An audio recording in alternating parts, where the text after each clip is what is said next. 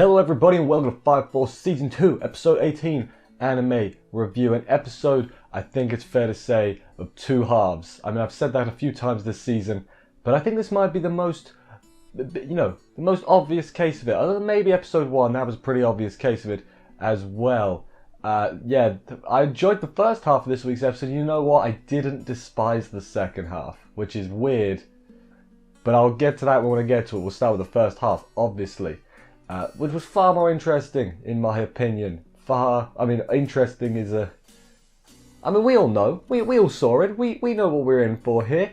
Let's just get into the episode, see how everything went down, and do this thing.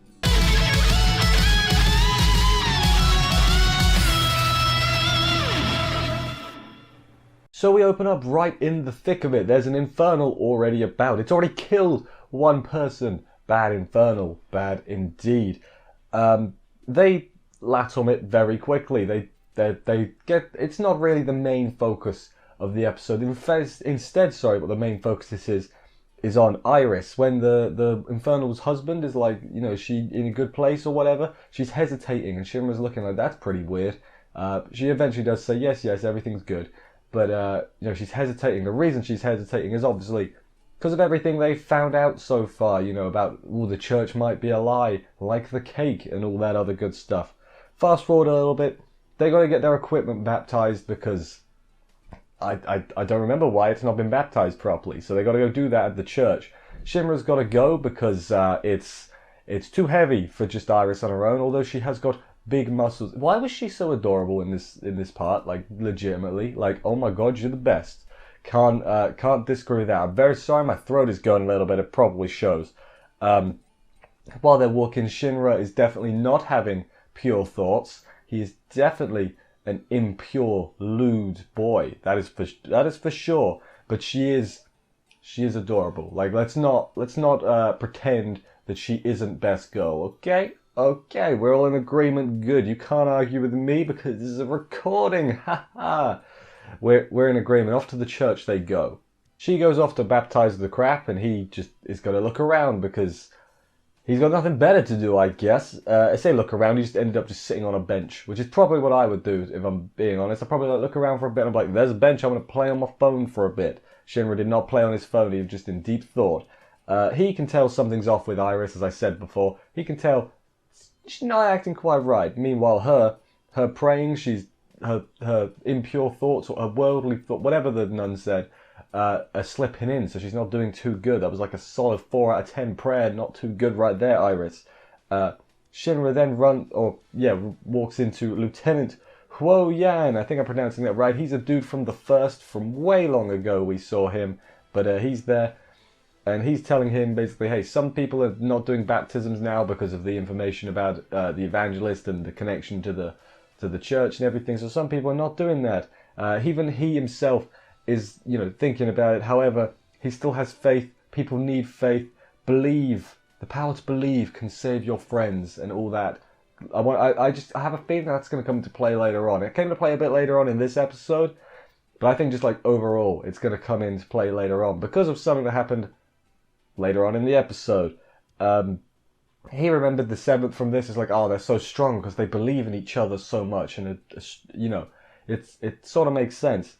And then Iris shows up after Lieutenant what's-his-name leaves, and is like, Shinra, before we go, Shinra's all gung-ho. He's like, let's leave. I want to go home. I want to just hang out at home. But then she's like, can we go somewhere first? And he's like, okay, I guess we can do that. Like, I'm okay. That's fine with me. This isn't some fun picnic, Shinra, and oh no, they're going to a cemetery. They see some sunflowers, and she said a nice thing about the sunflowers. It's like, yeah, they can, so the corpses or whatever can see the sun. And I'm like, that's really nice. That's a really nice thought. They go to the grave. Obviously, it's of the ones of all the sisters at the place that burned down when she was a young'un. That's where they're going to, the grave. Someone's dolled up the grave, made it sparkle. It was Hibana, they reckon. They must have just missed her as well, because it's very sparkly, recent sparkles, basically. He then asks Iris, hey, is there anything troubling you? Because I'm not blind and I can kind of tell. You're really easy to read, which she gets a bit miffed at. And he's like, wait, no, I meant it as a compliment. I promise I meant it as a compliment. She asks, hey, what do you think about all this going on? You know, what do you think of the church and us who believe in it? You know, now that we know the truth. And he doesn't get to answer because there is a nearby scream. What this nearby scream is. So priest turned into an infernal. They latom it quite quickly. Again, the latoming is not the important thing here. After the priest is put to rest peacefully, and definitely not by getting booted in the face very hard, the nun who he was with starts crying because he prayed every day. He was a good soul, and this is his reward basically. And you know, it's not a good look for their god. I think it's fair to say, and that's sort of where this whole moral, is it moral? This whole dilemma that Iris has got sort of stems from. It's like, hey, bad things are happening no matter what we do, kind of, and it's not a good look. Let's go with that. So Iris then has a little chat with Shinra about it all, basically how the evangelist is basically the god, and the evangelist is after, you know, wants to kill everyone. So by believing in his faith and believing in evangelist, are they actually leading people toward? Are they shepherding them to their doom, basically, which is not good. Shinra says, "Hey, I'm not used to killing infernals anymore. You know, I thought I wanted to get used to it. I don't. You know, it's not happening.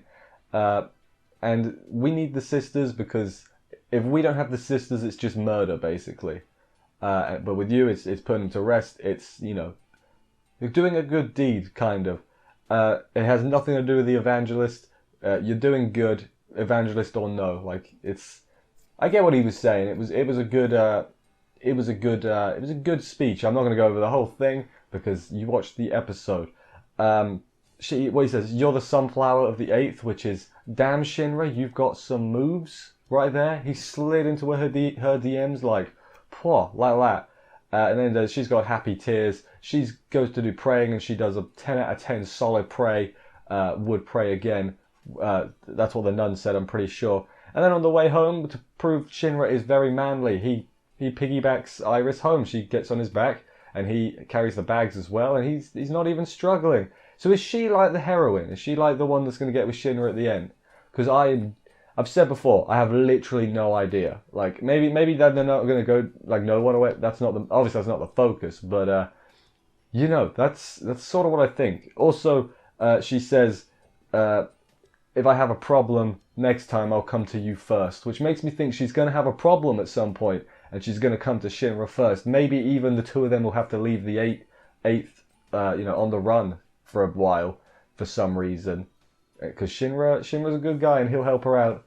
But when she says that, he looks back at her and he briefly sees the first pillar and he gets a bit scared. But then he's like, no, that's Iris. Silly Shinra, you got the wrong one. So my guess is he wants to save her as well. Like he wants to save the first pillar. He wants to save everyone. That's sort of his thing, isn't it? Yeah. So that whole section we just went through was kind of serious and pretty interesting. From, you know, their perspective's point of view. So how about we finish up the episode with none of that? Does that sound like a good idea? That sounds like a good idea to me. So I'm going to do the rest of the episode in one section because, to be quite honest, did anything of note really happen? No. Was it funny? At points. You know what? I'm going to put my hands down. I've said that Fire Force doesn't do fan service too well, like it's all misplaced and whatnot. This is the kind of thing they should be doing. It's a single section just dedicated to it. It's got, I guess, Assault is a joke character now, which, hey, I'm okay with it now because he's been established as a joke character. At first it was like, he's the hardest man on the earth, and he's like, no, he's not, he's a loser. But no, now he's a joke character, and you can use him as a joke character from now on. And again, yeah, this didn't interfere with anything else. I actually think it was pretty good timing. Like, I don't care about fan service itself. Like, I'm whatever on it. You can do it or whatever. It doesn't bother me. That's not what I'm saying. Mistiming is the problem, which they've been doing a lot. Well, not this season actually. It's been quite good this season, believe it or not. But no, they've put it all in one bit. There's nothing serious going on. It was well timed. We'll go with. But let's go through exactly what happened. You know, bit by bit, shall we? So the White Cloud Ascending Assault, who is the one that Tamaki looted to death in the Nether, remember? He's been training night and day to prepare for Tamaki again. How has he been training? I hear you ask. He's been watching porn, which is Yep. Okay. That should set the tone for what we're doing. Tamaki gets a letter of challenge and goes to it because she thinks it's a love letter. He's like, okay, I need to go see what this is about. And he's like, assault? What? He gets defeated pretty easily because she slips in her panty shot, basically. He's like, oh no, I've been defeated by panties. So he needs more training, right? Obviously.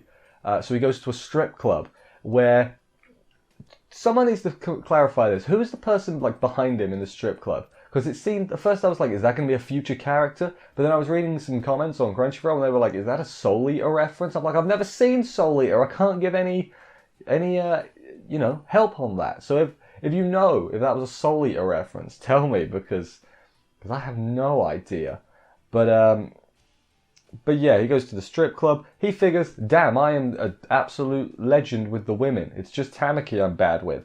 But he totally thinks now he can defeat Tamaki because he's got real experience, with real nudity. So he goes to fight Tamaki again, and Tamaki loses all her clothes and is all like bashful and shy about it. And he's like, oh no, that's too adorable. And then he's defeated again. Oh no, what's he gonna do? So he then next training, he's like, right, the nudity where they're into it. That didn't work. So now I need to go for like surprise nudity, right? So then he goes to a windy park where he sees a ton of upskirts, and he definitely just looks like a creepazoid that would get arrested, like behind the tree, like I'm watching all the skirts. Yeah, this half was wild. Let's just go with that. So yeah, now Assault, he goes to fight Tamaki. It's a windy day. He sees the panties and he's like, I can resist. He can resist the panties. But he also then has a realization. He's like, I can't win because he's like, it's totally different when it's someone I like. So I guess Assault has a thing for Tamaki, so he can never defeat her in combat. We'll go with combat. We'll call it combat. Which, yeah, that was where we ended the episode. Second half, it's not that it was bad, it was just whatever, It was a nice, funny, well, I'm not going to say it wasn't funny, Assault, like, watching all the porn, that was kind of funny, and it came a little bit out of nowhere. If I remember right, in, like, the first opening, they showed that, and I forgot about it, but then I was like, oh, God, like, that's Assault, he's in there, like, it also was kind of funny, the other White Clad were like, He's been training non-stop. Like, I'm just going to assume they didn't know what kind of training he was doing, and I just thought he was actually training. Because that's funnier that way, to be honest. But yeah, first half was good. Second half was, it was a palate cleanser, we'll go with. It was something different, and you know what? It was the return of Tamaki's fan service, and it was at a right time. It wasn't in the middle of a life or death battle. Yeah, fine, I'm okay with it. Because now, I guess the biggest realization or the biggest thing that come out of this half was Assault likes Tamaki now. So presumably Assault will not betray the White Clad, but I think at some point he's going to help out Tamaki and be like, hey, I'm a good guy really. And then when this is all over, he can open a bacon shop or something and she can come buy bacon from him. I don't know. Why not? That's what I got. Anyway. What was my favourite part of the episode though? You might be surprised to hear it's from the first half and not the second half. I'm sure everybody is mightily shocked by that fact. So my favourite part of the episode is just Iris being adorable. She did it multiple times. It was very nice. It was like, oh, she's the best. She doesn't always get centre stage, but when she does, she always comes out of it looking like a goddamn angel. So that is my favourite part. I don't have much else to add on that. I think we all can agree on that. And if you don't,